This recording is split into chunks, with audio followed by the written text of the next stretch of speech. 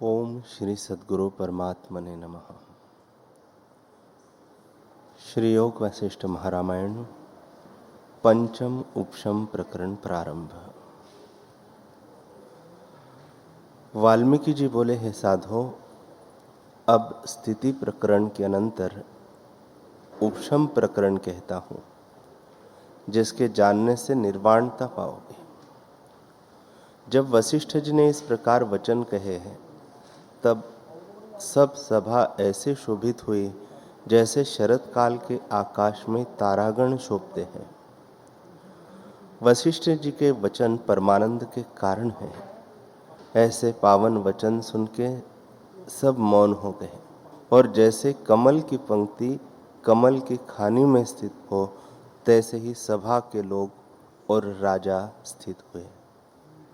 स्त्रियां जो झरोखों में बैठी थी, उनके महाविलास की चंचलता शांत हो गई, और घड़ियालों के शब्द जो गृह में होते थे, वे भी शांत हो गए। शीश पर चमर करने वाली भी मूर्तिवत अचल हो गए, और राजा से आदि लेकर जो लोग थे, वे कथा के सम्मुख हुए। राम जी बड़े विकास को प्राप्त हुए। जैसे प्रातः काल में कमल विकासमान होता है, और वशिष्ठ जी की कही वाणी से राजा दशरथ ऐसे प्रसन्न हुए जैसे मेघ की वर्षा से मोर प्रसन्न होता है। सबके चंचल वानर रूपी मन विषय भोग से रहित होकर स्थित हुए, और मंत्री भी सुन के स्थित हो रहे और अपने स्वरूप को जानने लगे। जैसे चंद्रमा की कला प्रकाशती है, तैसे ही आत्मकला प्रकाशित हुई, और लक्ष्मण ने अपने लक्ष्य स्वरूप को देख के तीव्र बुद्धि से वशिष्ठ जी के उपदेश को जाना। शत्रुघ्न जो शत्रुओं को मारने वाले थे, उनका चित्त अति आनंद से पूर्ण हुआ, और जैसे पूर्णमासिका का चंद्रमा स्थित होता है, तैसे मंत्रियों के हृदय में मित्रता हो गई, और मन शीतल और हृदय प्रफुल्लित हुआ। जैसे सूर्य के उदय हुए कमल तत्काल विकासमान होता है, और जो मुनि राजा ब्राह्मण स्थित थे, उनके रत्नरूपी चित्त स्वच्छ और निर्मल हो गए। जब मध्याह्न काल का समय हुआ और बाजे बजकर उनके ऐसे शब्द हुए जैसे प्रलय काल में मेघों के शब्द होते हैं, और उन बड़े शब्दों से मुनीश्वरों का शब्द आच्छादित हो गया, जैसे मेघ के शब्द से कोकिला का शब्द दब जाता है। तब वशिष्ठ जी चुप हो गए, और एक मुहूर्त पर्यंत शब्द होता रहा। जब घन शब्द शांत हुआ, तब मुनीश्वर ने राम जी से कहा, हे राम जी, जो कुछ आज मुझे कहना था वह मैं कह चुका, अब कल फिर कहूंगा। यह सुन सर्व सभा के लोग अपने अपने स्थानों को गए, और वशिष्ठ जी ने राजा से लेकर राम जी आदि से कहा कि तुम भी अपने अपने घरों में जाओ। सबने चरण वंदना और नमस्कार किया, और जो नभचारी, वनचारी और जलचारी थे, उन सबको विदा कर आप भी अपने अपने स्थानों को गए, और ब्राह्मण की सुंदर वाणी को विचारते और अपने अपने अधिकार की क्रिया दिन को करते रहे। इतना कहकर फिर वाल्मीकि जी बोले कि हे भारद्वाज, इस प्रकार अपने अपने स्थानों में सब यथाउचित क्रिया करने लगे। वशिष्ठ जी, राजा, राघव, मुनि और ब्राह्मणों ने अपने अपने स्थानों में स्नान आदि क्रिया के, और गौ, सुवर्ण, अन्न, पृथ्वी, वस्त्र, भोजन आदि ब्राह्मणों को यथा योग्य पात्र दान किए। सुवर्ण और रत्नों से जड़े स्थानों में आकर राजा ने देवताओं का पूजन किया, और कोई विष्णु का, और कोई सदाशिव का, कोई अग्नि का, और किसी ने सूर्य आदि का पूजन किया। तदनंतर पुत्र, पौत्र, सहृद, मित्र, बांधव संयुक्त नाना प्रकार के उचित भोजन किए। इतने में दिन का तीसरा पहर आया। तब सबने अपने अपने संबंधियों संयुक्त और क्रिया की, और जब सांझ हुई और सूर्य अस्त हुआ, तब सायंकाल की विधि की और अघमर्षण गायत्री आदि का जाप किया और पाठ स्तोत्र और मनोहर कथा मुनीश्वरों की कही। फिर रात्रि हुई, तब स्त्रियों ने शैया बिछाई और उन पर वे विराजे। पर राम जी बिना सबको रात्रि एक मुहूर्तवत व्यतीत हुई। राम जी स्थित होकर वशिष्ठ जी के वचन की पंक्तियों को विचारने लगे कि जिसका नाम संसार है, इसमें भ्रमने का पात्र कौन है? नाना प्रकार के भूत जात कहां से आते हैं, कहां जाते हैं? मन का स्वरूप क्या है? शांति कैसे होती है? यह माया कहां से उठी है और कैसे निवृत्त होती है? निवृत्त हुए विशेषता क्या होती है? नष्ट किसकी होती है? अनंत रूप जो विस्तृत आत्मा है, उसमें अहंकार कैसे होता है? मन के क्षय होने और इंद्रियों को जीतने में मुनीश्वरों ने क्या कहा है? और आत्मा के पाने में क्या युक्ति कही है? जीव, चित्त, मन और माया सभी एक रूप है। विस्तार रूप संसार इसने ही रचा है। और जैसे ग्राह ने हाथी को बांधा था और वह कष्ट पाता था, तैसे ही असत रूप संसार में बंधकर जो जीव कष्ट पाते हैं, उस दुख के नाश करने के निमित्त कौन औषध है? भोग रूपी मेघमाला में मोहित हुई मेरी बुद्धि मलिन हो गई है। इसको मैं किस प्रकार शुद्ध करूं? यह तो भोग के साथ तन्मय हो गई है और मुझको भोगों के त्यागने की सामर्थ्यता भी नहीं। भोगों के त्याग के बिना बड़ी आपदा है और उनके संहारने की भी सामर्थ्यता नहीं।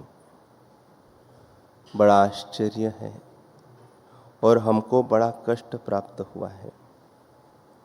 आत्मपद की प्राप्ति मन के जितने से होती है और वेद शास्त्र के कहने का प्रयोजन भी यही है। गुरु के वचनों से भ्रम नष्ट हो जाता है।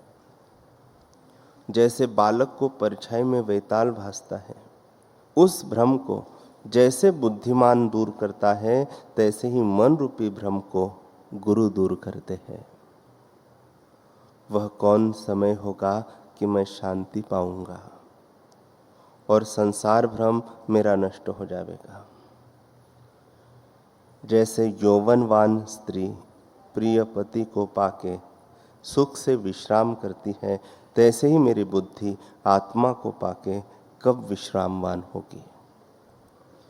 नाना प्रकार के संसार के आरंभ मेरे कब शांत होंगे और कब मैं आदि अंत से रहित पद में विश्रांतिमान होऊंगा।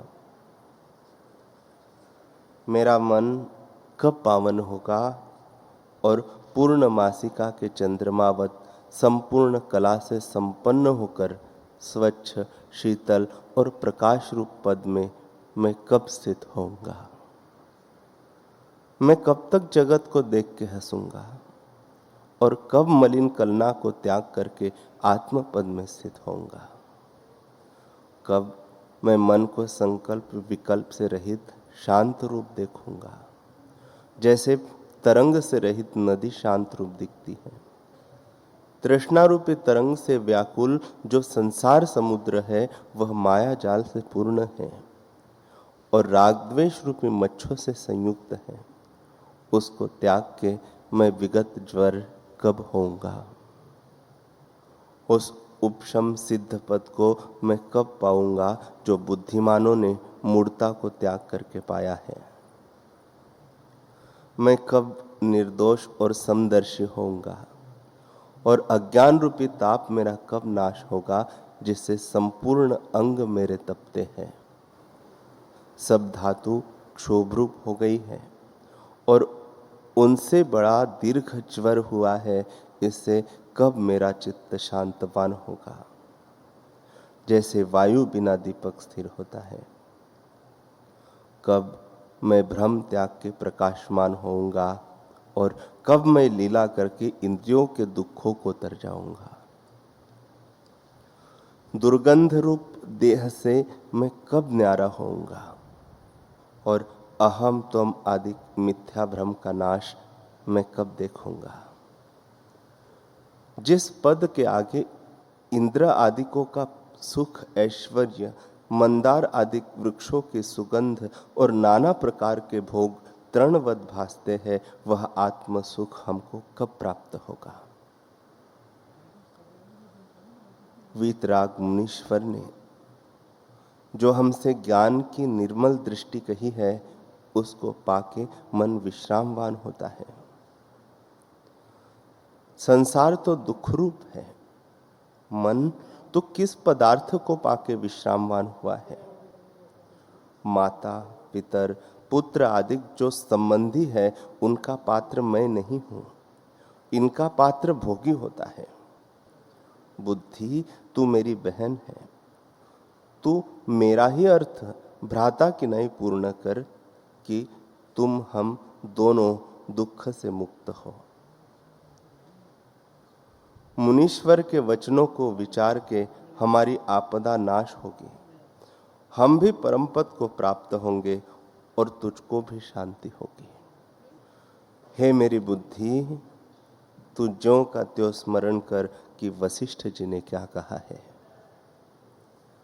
प्रथम तो वैराग्य कहा, फिर मोक्ष व्यवहार कहा, फिर उत्पत्ति प्रकरण कहा कि संसार की उत्पत्ति इस क्रम से हुई, और फिर स्थिति प्रकरण कहा है कि ईश्वर से जगत की स्थिति है और नाना प्रकार के दृष्टांतों से उसे निरूपण किया है।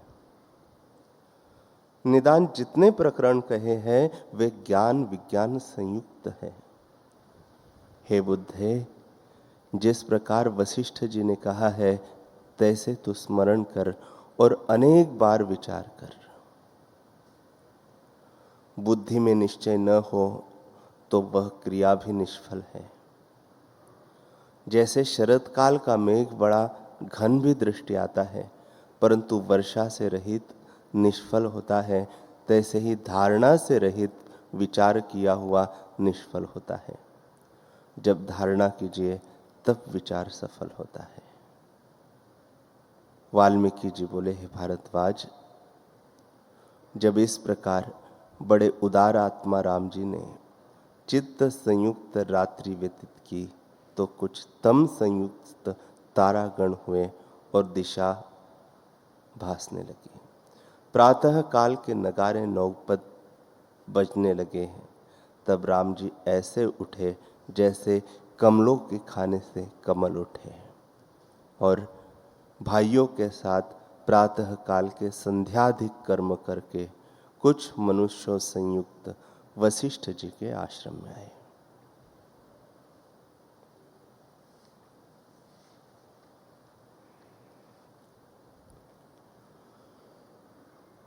हरि ओम,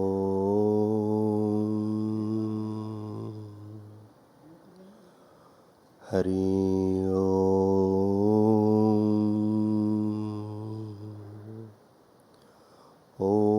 सहनावतु सहनौ भुनक्तु सह वीर्यं करवावहै तेजस्विनावधीतमस्तु मा विद्विषावहै। ओम शांति शांति शांति। श्री सद्गुरुदेव भगवान की जय।